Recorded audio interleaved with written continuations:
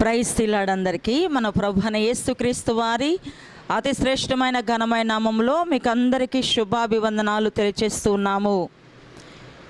ఈ ఉదయకాలమున దేవుని పరిశుద్ధ పాద సన్నిధానంలో మీ అందరితోటి కూడా ప్రభు గురించి మాట్లాడుకోవటానికి దేవుడిచ్చినటువంటి ఈ శ్రేష్టమైనటువంటి అవకాశాన్ని బట్టి దేవాది దేవునికి హృదయపూర్వకముగా వందనాలు చెల్లిస్తూ ఉన్నాను.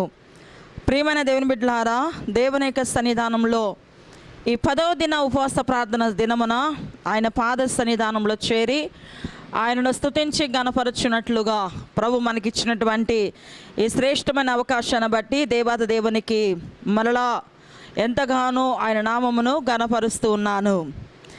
దయచేసి గమనించండి, దేవుని యొక్క సన్నిధానంలో ప్రభు మనతో మాట్లాడినట్లుగా ఒక చిన్న ప్రార్థన చేసుకుందాం. ప్రభు యొక్క సహాయాన్ని మనము పరిపూర్ణముగా ఆయన అడిగి తీసుకుందాము. అదే విధముగా దేవుని యొక్క సన్నిధానంలో మీ హృదయాలను వాక్యము కొరకు సిద్ధపరచుకోండి. ప్రభు మనతో మాట్లాడాలని ప్రార్థన చేద్దాం. నాతో కలిసి మీరందరూ కూడా ఏకీభవించి ప్రార్థించండి. పరిశుద్ధుడైన తండ్రి, కృపల దేవ, మీకే వందనాలు, హృదయపూర్వకముగా కృతజ్ఞతలు స్తోత్రాలు చెల్లిస్తున్నాను. ప్రభువా యేసయ్యా, మీ పరిశుద్ధమైన ఘనమైన నామములో దేవా మీకే వందనాలు చెల్లిస్తున్నాను. దేవా, ఇదిగో 9 దినాలు ప్రభువా యేసయ్యా ఉపవాస ప్రార్థనలలో ఆయా మీ బిడ్డలమైన మమ్మల్ని అందరినీ కూడా మీరు బలపరుస్తూ వస్తున్నారు. ఈ 10వ దినమున నా తండ్రి, నా ప్రభువా, నీ పరిశుద్ధమైన పాద సన్నిధానంలో మేము చేరి మీ వాక్య ధ్యానము కొరకు మేము సిద్ధపడుచు ఉండగా మా హృదయాలను మీరు సిద్ధపరిచి నీ వాక్యముతో మమ్మల్ని బలపరిచి ఇంకా ప్రార్థనలో లోతైన సత్యాలను మేము గ్రహించినట్లు తెలుసుకోగలిగినట్లు కృప చూపించమని, ఈ యూట్యూబ్ పరిచర్య నాయన యేసు నామములు విస్తరించినట్లుగా దీవించమని క్రీస్తు యేసు ఘననామములో ప్రార్థించి వేడుకుంటూ వాక్య ధ్యానానికి వెళుతూ ఉన్నాము తండ్రి. ఆమేన్. ప్రియమైన దేవుని బిడ్డలారా, దేవుని యొక్క ఉన్నతమైన నామములో గత దినము మనం ఏమి నేర్చుకున్నాము అంటే, ఎందుకు మనము ప్రార్థన చేయాలి అనే 2 పాయింట్స్ని మనం నేర్చుకున్నాం. ఎందుకు ప్రార్థన చేయాలి అనే మాటకు ప్రభువు ఆజ్ఞాపించున్నారు కాబట్టి, ప్రార్థన చేయమన్నారు కాబట్టి మనం ప్రార్థన చేయాలి. దేవునితో మనము మంచి సంబంధం కలిగి ఉండాలి అని మనం నేర్చుకున్నాం. దేవుని యొక్క పరిశుద్ధ సన్నిధానంలో ప్రియమైన వారలారా, దేవుడు మనతో ఎంతో స్పష్టముగా ఆయన మాట్లాడుతూ ఉన్నారు. దయచేసి గమనించండి. 2వదిగా మనము శోధనలో ప్రవేశించకుండానట్లు ప్రార్థించాలి అని మనం నేర్చుకున్నాం. మనము శోధనలో ప్రవేశించకుండానట్లు, అపవాది మనల్ని శోధిస్తాడు. వాడు మనలను శోధించడానికే ఎల్లప్పుడూ సిద్ధముగా ఉన్నాడు. కాబట్టి అపవాది శోధనలో మనం చిక్కుబడక నుండినట్లుగా మనం ప్రార్థన చేయాలి. యేసు ప్రభువారు మీరు శోధనలోనికి ప్రవేశించకుండానట్లు మెలకువ కలిగి ప్రార్థన చేయమని ఆయన తెలియచేసి ఉన్నారు. అయితే శోధించబడిన తర్వాత, బురదలో పడిన తర్వాత, నన్ను కడుగయ్యా, నన్ను ఈ శోధనను తప్పించాయా అని ప్రార్థన చేయటం కంటే, దేవుని యొక్క సన్నిధానంలో శోధన రాకమునిపే మనము పరిపూర్ణముగా యేసు సన్నిధిలో మనం ప్రార్థన చేయాలి అని నేర్చుకున్నాం. కాబట్టి ప్రియమైన దేవుని బిడ్డలారా, ఈరోజు ప్రార్థన ఎందుకు చేయాలో ఇంకా 2 పాయింట్స్ నేను మీకు తెలియచేస్తాను. కంటిన్యూగా 3వ పాయింట్ని మనం గమనించుదాం. ప్రార్థన ఎందుకు చేయాలి, మనము ప్రార్థన ఎందుకు చేయాలి. 3వ పాయింట్ ఏంటి అంటే, చక్కగా గమనించండి. మీరందరూ కూడా నేను చెప్తున్నప్పుడు ఈ మాటలు మీ నోటితో పలుకుతూ మీరు దేవుని సన్నిధానంలో ప్రార్థన ఎందుకు చేయాలో మీరు వాక్యాన్ని చదువుకుంటూ ఈ విషయంలో మీరు బలపడాలని దేవుని పేట మనం చేస్తున్నాను. 3వ పాయింట్ ఏంటంటే, ప్రభువు నుండి మనము పొందుకోవటానికి ప్రార్థించాలి. ఎందుకు ప్రార్థించాలి అంటే, ప్రభువు నుండి మనము పొందుకోవటానికి ప్రార్థించాలి. దేవుని యొక్క పరిశుద్ధ సన్నిధానంలో, పరిశుద్ధ గ్రంథంలో మత్తయి సువార్త 7వ అధ్యాయము మత్తయి సువార్త 7వ అధ్యాయము 7వ వచనం నుండి మనం గమనించగలిగితే, మత్తయి సువార్త 7వ అధ్యాయము 7-8 వచనాలను మరి ఇక్కడ చిన్నారి చదువుతుంది. చిన్నారి చదువు. మత్తయి సువార్త 7వ అధ్యాయము 7-8 వచనాలు.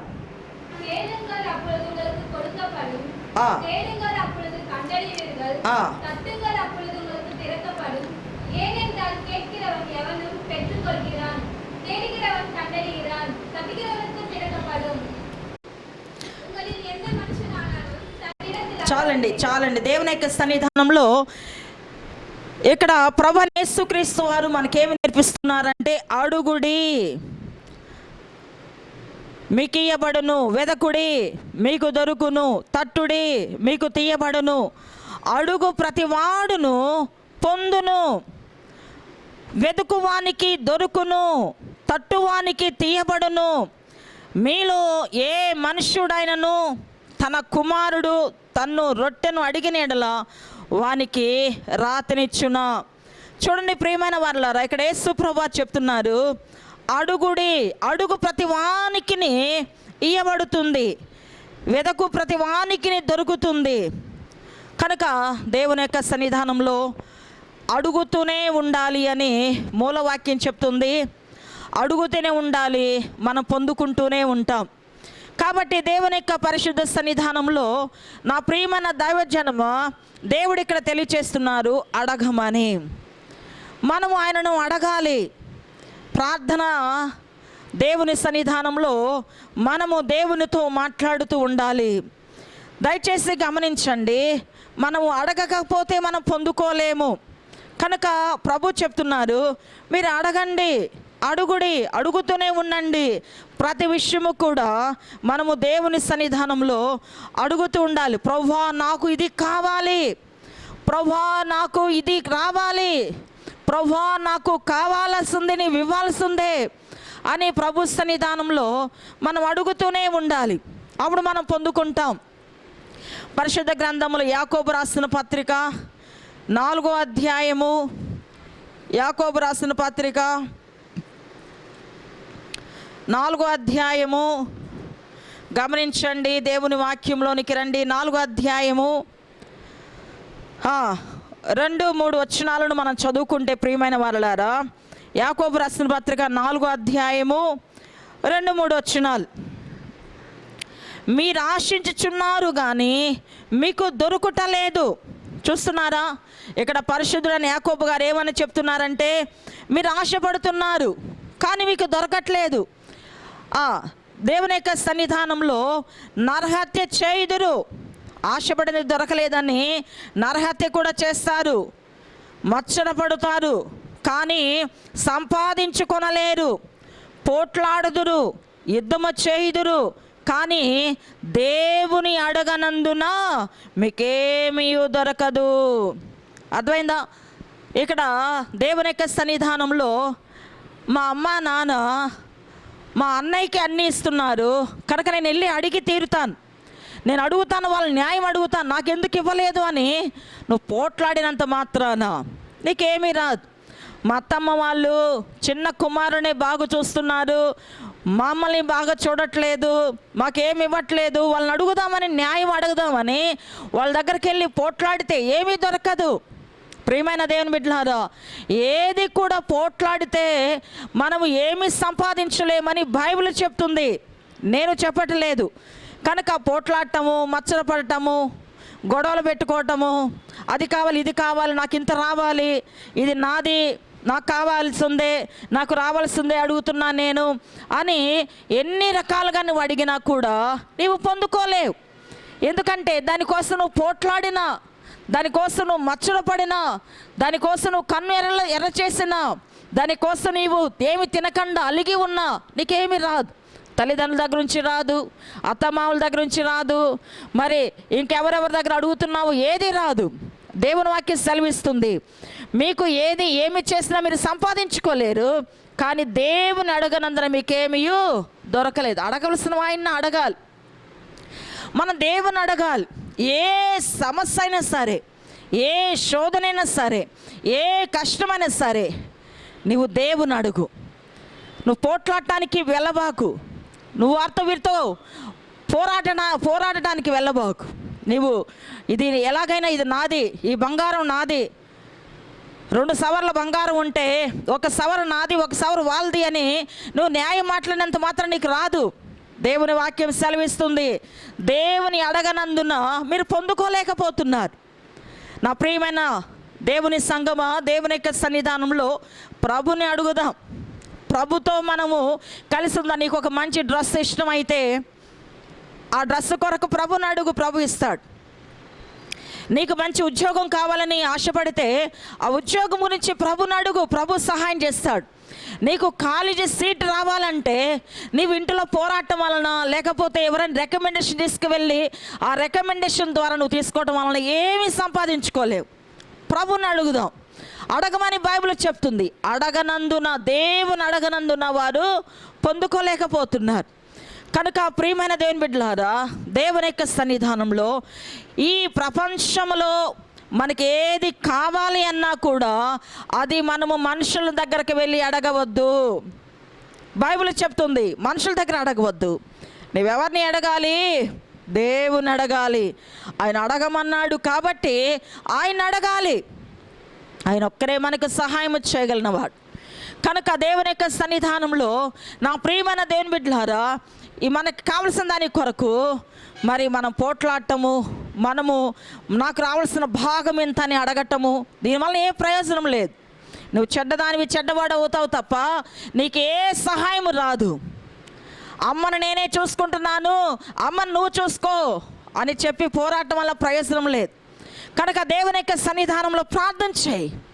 ప్రతి సమస్యకు పరిష్కారము దేవుడు, ప్రతి సమస్యకు మార్గములు దేవుడు చూపిస్తారు. కనుక దేవుని యొక్క సన్నిధానంలో ప్రియమైన వాళ్ళారా, మరి మీరు ఏమి చేసినా సరే, మరొకసారి చదువుతున్నాను చూడండి, మీరు ఆశించుచున్నారు కానీ మీకు దొరుకుటలేదు. ఆశపడుతున్నాం, ఆశ ఉంటుంది మనకి. ఏమైనా సరే ఆశ అనేది మనిషికి ఆశ ఉంటుంది. ఎందుకంటే మన దేవుడు ఆశలు కలిగిన వాడు కాబట్టి మనకి కూడా ఆశ ఉంటుంది. అది కావాలి, ఇది కావాలి, అలా ఉండాలి, ఇలా ఉండాలి అనే విధముగా మనకు ఉంటుంది, ఆశ ఉంటుంది. మీరు ఆశించున్నారు కానీ మీకు దొరకటలేదు. నరహత్య చేయుదురు. అనేక మంది అది దొరకనందున ఏం చేస్తున్నారంటే ఆ వ్యక్తిని చంపేయటానికి కూడా ఇష్టపడుతున్నారు.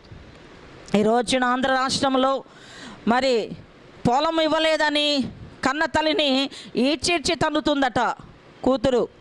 కనుక రకరకాలుగా వేదన పడుతూ ఉన్నారు. ప్రియమైన వారలారా, దేవుని యొక్క సన్నిధానంలో ఆస్తి అంతా రాపించుకొని తల్లిదండ్రులను వెళ్ళగొట్టే వాళ్ళు ఉన్నారు. కానీ వాళ్ళు అందులో సుఖపడలేరు, అందులో సంతోషముగా ఉండలేరు, అందులో వారు జీవించలేరు, బైబిల్ చెప్తుంది. కనుక దేవుని యొక్క సన్నిధానంలో దయచేసి గమనించండి. మరి నరహత్య చేదురు, మచ్చర పడుదురు. నాకు ఇవ్వలేదని నువ్వు బాధపడచ్చు, కానీ సంపాదించుకోలేరు. పోట్లాడుదురు, యుద్ధము చేయుదురు. దానికోసం యుద్ధాలు కూడా చేస్తారట. ఏమైతే ఇందులో తేల్చుకుందాం, ఇదేమవుతుందో తేల్చుకుందాం అని యుద్ధాలు కూడా చేసినా కానీ దేవుని అడగనందున మీకేమీ దొరకదు. అర్థమైందా? దేవుని యొక్క సన్నిధానంలో అమ్మా నీ దగ్గర 10 చీరలు ఉన్నాయి, 10 చీరల్లో నాకు 2 చీరలు ఇవ్వు అని నువ్వు అడిగి గోల చేసినందువలన ఆ చీరలు నీకు వచ్చిన నెమ్మది ఉండదు, ఆ చీరలు అనేవి నువ్వు పొందుకోలేవు. కనుక ఏదైనా సరే దేవుని సన్నిధానంలో ఈ భూమి మీద దేవుని అడగకుండా నువ్వు దేని కొరకు నువ్వు పోట్లాడినా కూడా ఏ ప్రయోజనము లేదు. కాబట్టి దేవుని యొక్క సన్నిధానంలో ప్రియమైన వాళ్ళారా, దేవుని అడగకపోతే మనకేది దొరకదు, ఏది మనము సంపాదించుకోలేం. కాబట్టి దేవుని యొక్క పరిశుద్ధ సన్నిధానంలో దయచేసి గమనించండి. మరి మన దేవునికి అనేక నామములు ఉన్నాయి, అనేక నామములు మన దేవునికి ఉన్నాయి. ఆ నామములలో ఒక నామము, ఒక పేరు ఏంటి అంటే 65వ కీర్తన 2వ చరణం మనం చూస్తే 65వ కీర్తన 2వ చరణం చూడండి. 65:2 ఇక్కడ దావీదు గారు ఈ పేరు ప్రభువుకు పెడుతూ ఉన్నారు. ప్రార్థన ఆలకించువాడా సర్వ శరీరులు నీ యొద్దకు వచ్చెదరు. తమిళ చదువుదాం. ஜபத்தை கேட்கிறவரே, மாம்சமான யாவரும் உம்முடைய நம்மிடத்தில் வருவார்கள். కాబట్టి ఆయన పేరు ఏంటి అంటే ప్రార్థన ఆలకించేవాడా, సర్వశరుని యొద్దకు వచ్చెదరు. ప్రార్థన ఆలకించేవాడు, ఆయన ప్రార్థన ఆలకించేవాడు కనుక ఆయన అడగాలి, ప్రతి విషయం ఆయన అడగాలి. భర్త దగ్గర అడిగినా దొరకలేదు అంటే భర్త మీద కోపడద్దు, భర్తని ఏదో తక్కువ చేసి మాట్లాడొద్దు, అత్త వాళ్ళని తక్కువ చేసి మాట్లాడొద్దు, ఆడబిడ్డలు తక్కువ చేసి మాట్లాడొద్దు. ప్రభుని అడుగుదాం, ప్రభుని అడగటం నేర్చుకుందాం. మనకుంది ప్రభు సన్నిధి, ఆయన అడిగితే నిశ్చయముగా ఆయన మనకి సహాయం చేస్తారు. కాబట్టి ఆయన సన్నిధానంలోనే మనకి పరిపూర్ణముగా మరి సహాయం ఉన్నది ప్రియులారా. కనుక ప్రార్థన ఆలకించువాడా, సర్వశరీరుని యొద్దకు వచ్చేదరు. కనుక దేవుని యొక్క పరిశుద్ధ సన్నిధానంలో ఆయన ప్రార్థన ఆలకించేవాడు కాబట్టి ఆయన సన్నిధానంలో మనం అడుగుదాం. అదే విధముగా కీర్తనలు 66వ కీర్తన 19, 20 చరణం మనం చూస్తే 19, 20 చరణం చూడండి. నిశ్చయముగా దేవుడు నా మనవి అంగీకరించి ఉన్నాడు, ఆయన నా విజ్ఞాపన ఆలకించి ఉన్నాడు. దేవుడు నా ప్రార్థనను త్రోసివేయలేదు, నా యొద్ద నుండి తన కృపను తొలగింపలేదు. ఆయన సనుతింపబడును గాక. తమిళ చదువుదాం. மெய்யாய் தேவன் எனக்கு செவி கொடுத்தார், என் ஜெபத்தின் சத்தத்தை கேட்டார். என் ஜெபத்தை தள்ளாமலும் தமது கிருபையை என்னை விட்டு விலக்காமலும் இருந்த தேவனுக்கு ஸ்தோத்திரம் உண்டாவதாக. ఇక్కడ దేవుని యొక్క సన్నిధానంలో ప్రియమైన వారులారా, కీర్తనకారుడు తెలియచేస్తున్నారు, నిశ్చయముగా దేవుడు నా మనవి అంగీకరించున్నాడు. విశ్వాసం ఉండాలి. ఆయన నా విజ్ఞాపన ఆలకించి ఉన్నాడు. దేవుడు నా ప్రార్థనను త్రోసివేయలేదు. ఆయన త్రోసివేస్తే మనం ఏమైపోతామో ప్రియులారా. కనుక దేవుడు మన ప్రార్థనను త్రోసివేయలేదు, నా యొద్ద నుండి తన కృపను తొలగింపలేదు. ఆయన స్తన్నతింపబడును గాక, ఆయన ఎల్లవేళలా స్తుతించబడును గాక. 81వ కీర్తన 7వ చరణం మనం చూస్తే 81:7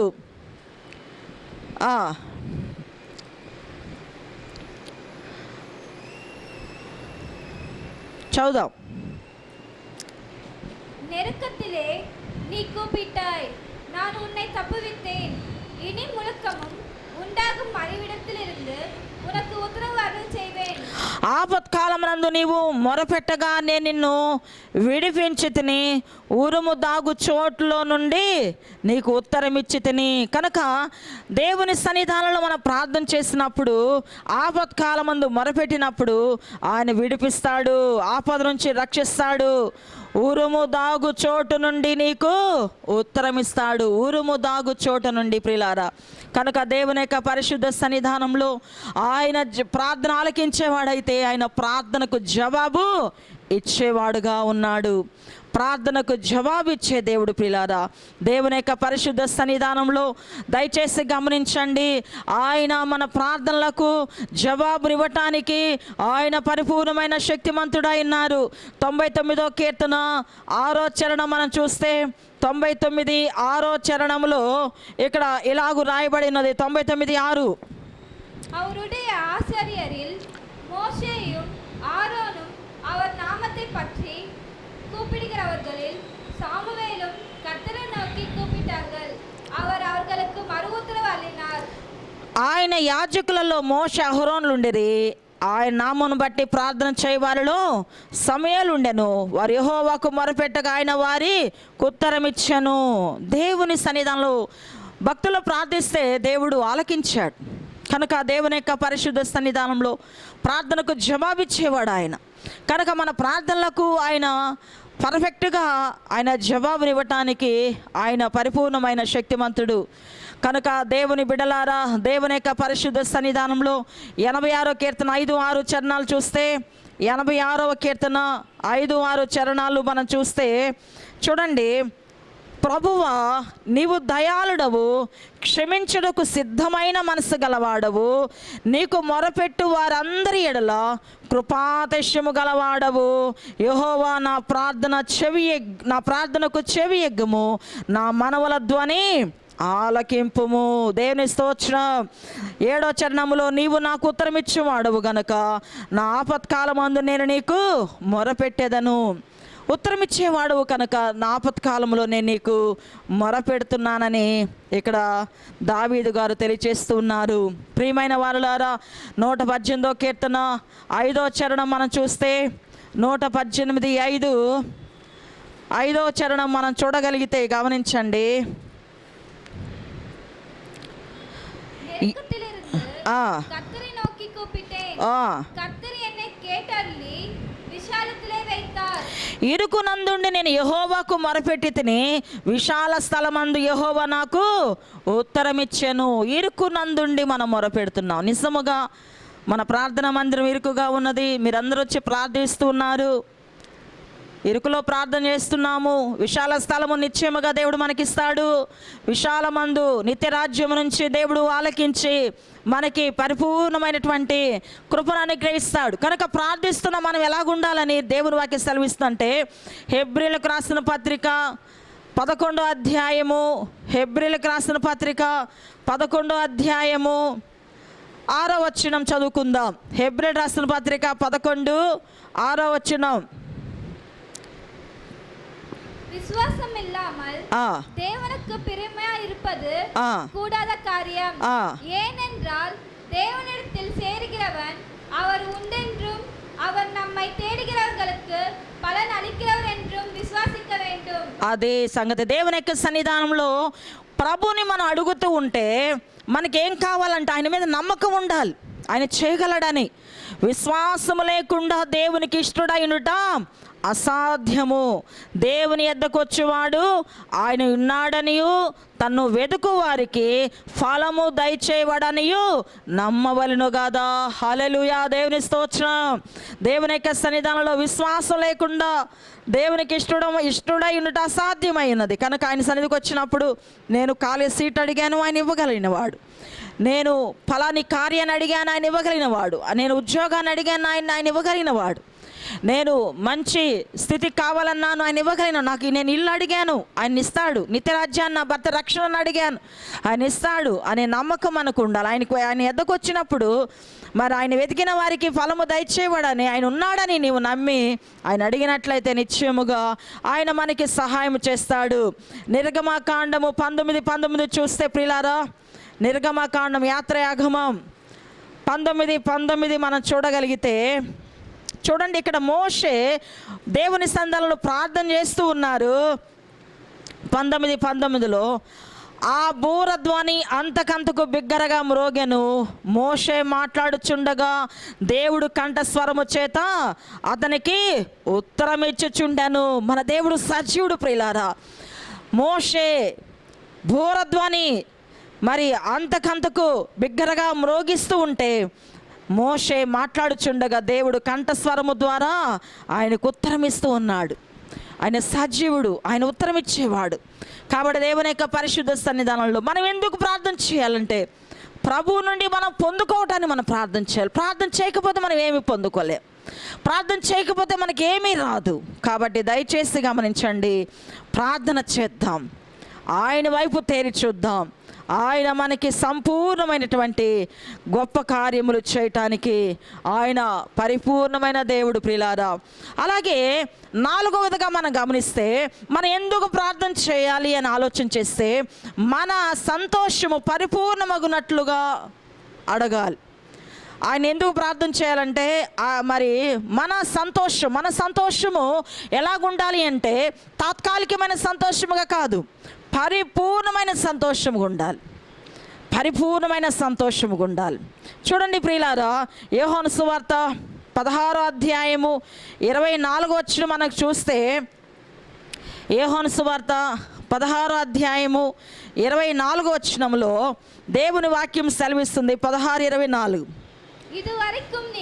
ఇది వరకు మీరే என் நாமத்தினாலே ஒன்றும் கேட்கவில்லை, கேளுங்கள் அப்பொழுது உங்கள் சந்தோஷம் நிறைவாயிருக்கும்படி பெற்றுக்கொள்வீர்கள்.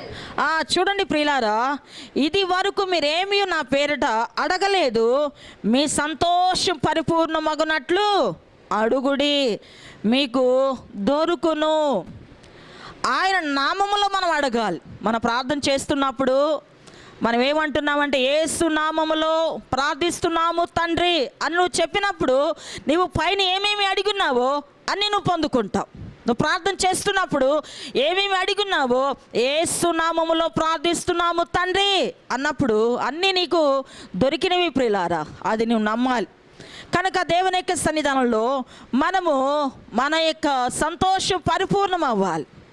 ఇప్పుడు చాలామంది డబ్బు ఉంటే సంతోషంగా ఉంటాం, బంగారం ఉంటే సంతోషంగా ఉంటాం, ఉద్యోగం ఉంటే సంతోషం ఉంటుంది, లేకపోతే ఒక మంచి స్టేటస్ ఉంటే సంతోషం ఉంటుంది, బంధువులు ఉంటే సంతోషం ఉంటుంది, బలం ఉంటే సంతోషం ఉంటుంది, ఆరోగ్యంగా ఉంటే సంతోషంగా ఉంటుంది. కానీ ఓకే, ఇవన్నీ కూడా తాత్కాలికమైనవి ప్రియులారా. దేవుని యొక్క సన్నిధానంలో ఒక సినిమా, ఒక మూవీ చూస్తే అందులో ఉన్నటువంటి ఆ యొక్క కామెడీని చూసి మనం సంతోషించవచ్చు, ఆ కామెడీలో మనం మైమరిచిపోవచ్చు, పొట్ట చెక్కలైటట్టుగా నవ్వించవచ్చు. చివరికి ఆ 2:30-3 గంటలకి ఆ మూవీకి శుభము అన్నప్పుడు మన సంతోషం ఎగిరిపోతుంది. మన సంతోషం దేనికి పనికిరాదు. కనుక దేవుని యొక్క సన్నిధానంలో ఒక మూవీ చూసి సంతోషం, కొంచెం బంగారం ఉంది సంతోషం, పర్వాలేదు, నాకు 10 సవర్లు బంగారం ఉంది, ఓకే, అది పోతుంది, అది పోయినప్పుడు సంతోషం పోతుంది. డబ్బు ఉంది, లోన్ రాసాము, డబ్బు వచ్చింది, 50 లక్షలు ఇంట్లో ఉంది, చేతిలో ఉంది, మంచిది, అవి కరిగిపోతాయి, అప్పుడు సంతోషం పోతుంది. కనుక దేవుని వాక్యం సెలవిస్తుందంటే మీ సంతోషం పరిపూర్ణంగా ఉన్నట్లు నా నామములో మీరు అడగండి, దాన్ని మీరు పొందుకుంటారు. మనకి సంతోషం ప్రభులో ఉంది ప్రియులారా. యేసు నామములో అడిగినది దొరుకుతుంది. మీ సంతోషం పరిపూర్ణముగా అడగండి, దేవుని వాక్యం సెలవిస్తుంది. కనుక దేవుని యొక్క పరిశుద్ధ సన్నిధానంలో నీతి సూర్యుడని యేసుక్రీస్తు వారి ముందు మనం ప్రార్థిస్తున్నప్పుడు మన ముఖములు చంద్రబింబం వలె ఆశ్రదకరంగా మారుతుంది. నువ్వు దుఃఖముతో దేవుని సన్నిధికి వచ్చినప్పుడు సంతోషంగా నీవు దిగిరాగలవు. ఎందుకంటే ఆయనతో నీవు మాట్లాడావు, ఆయనతో నీ బాధ అంతా చెప్పుకున్నావు, ఆయనతో నీ కష్టమంతా పంచుకున్నావు. ఆయన నిత్యముగా నీకు సహాయం చేయగలడని నమ్మకంతో ఉన్నట్లయితే నీకు సంపూర్ణముగా సంతోషం ఉంటుంది. నీవు ప్రార్థన చేసి దిగి వచ్చేటప్పుడు నీ కళ్ళు ఎర్రగా ఉండొచ్చేమో, కానీ నీ హృదయంలో భారము తొలగిపోయి ఉంటుంది. కాబట్టి ఏదైనా సరే, పిల్లల గురించి అయినా సరే, పిల్లల స్టడీస్ గురించి అయినా సరే, ఆర్థిక వనరుల గురించి అయినా సరే, ఈ లోకంలో నీకు ఏది అవసరమో అది యేసయ్యని అడగండి, యేసయ్యతో చెప్పండి, పరిపూర్ణంగా ఇస్తాడు. దానివలన మనకి సంతోషం కలుగుతుంది ప్రియులారా. దేవుని యొక్క పరిశుద్ధ సన్నిధానంలో మొదటి దినవృత్తాంత గ్రంథం, మొదటి 4 పుస్తకత్తలే చూడండి. మొదటి దినవృత్తాంత గ్రంథం 16వ అధ్యాయము, మొదటి దినవృత్తాంత గ్రంథం 16వ అధ్యాయం 27-29 వచనాల వరకు చూస్తే, 16:27 నుంచి 29 వరకు చూస్తే ప్రియులారా, ఘనత ప్రభావములు ఆయన సన్నిధిని ఉన్నవి. ఘనత ప్రభావములు ఎక్కడున్నాయి? బంగారం లేదు ప్రియులారా, డబ్బులో లేదు, బంధువుల బలములో లేదు. ఘనత ప్రభావములు ఆయన సన్నిధిలో ఉన్నాయి. ఈ మాటను గుర్తుపెట్టుకోండి. ఘనత ప్రభావములు ఎక్కడున్నాయి? ఆయన సన్నిధిలో ఉన్నాయి ఘనత ప్రభావములు. కనుక దేవుని యొక్క సన్నిధానంలో నీకు మరి ఘనత రావాలని, నాకు మెడ నిండా బంగారం వేసుకొని, మరి ఉంగరాలు పెట్టుకొని, మంచి రిచ్ వస్త్రం వేసుకొని మంచిగా నేను ఉంటే అందరూ నన్ను గనపరుస్తారు అనుకుంటున్నావేమో. లేదు ప్రియులారా, అవి ఒకవేళ నీ మెడలో ఉంటే దొంగిలించాలని చూస్తారు, లేకపోతే నిన్ను అడిగి తీసుకొని కుదబెట్టుకోవడాన్ని చూస్తారు తప్ప అక్కడ ఘనత రాదు. కాబట్టి దేవుని యొక్క సన్నిధానంలో ఆయన సన్నిధికి వచ్చిన నీ జీవితంలో ఘనత ప్రభావములు ఆయన సన్నిధిని ఉన్నవి, బలమును సంతోషమును ఆయన యొద్ద ఉన్నవి. దేవుని స్తోత్రం. మరి దేవుని యొక్క సన్నిధానంలో బలమును సంతోషమును ఆయన యొద్ద ఉన్నవి. నీ భర్తలో లేదు, నీ కుటుంబంలో లేదు బలము సంతోషం, ఆయన యొద్ద ఉన్నవి. కనుక జనముల కుటుంబములారు యెహోవాకు చెల్లించుడి, మహిమ బలమును యెహోవాకు చెల్లించుడి, యెహోవా నామమునకు తగిన మహిమను ఆయనకు చెల్లించుడి, నైవేద్యముల చేత పుచ్చుకొని ఆయన సన్నిధికి చేరుడి. దేవుని సన్నిధికి వస్తున్న మనము నైవేద్యములతో ఆయన సన్నిధికి రావాలి. పరిశుద్ధ